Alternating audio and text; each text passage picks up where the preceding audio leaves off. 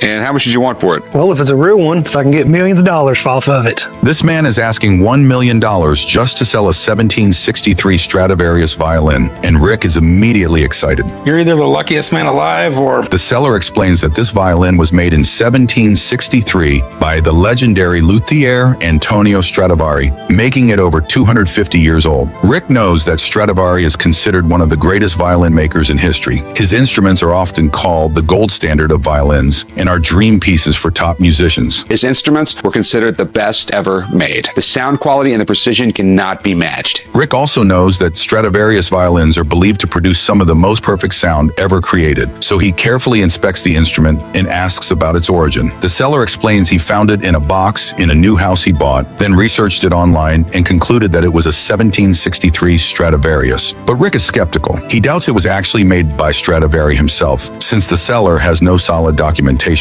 Stradivarius died long before 1763. I'm 99% sure this is a copy. Even so, Rick is tempted to take the risk. If the violin is real, it could be worth millions, even tens of millions. So Rick decides to call in an expert. When the expert arrives, he's immediately drawn to the violin. He carefully examines the body structure, the varnish, and the craftsmanship. If you find a real Stradivari in an attic, it's a miracle. But then the expert raises doubts. He notices the wood is spruce, which doesn't match the typical characteristics of a Stradivarius violin. My conclusion is that this violin is a copy of a Stradivari. Rick then asks the key question. So what's the value in the condition it's in? The expert smiles and says, if you want to know the final answer, you'll have to watch part 2.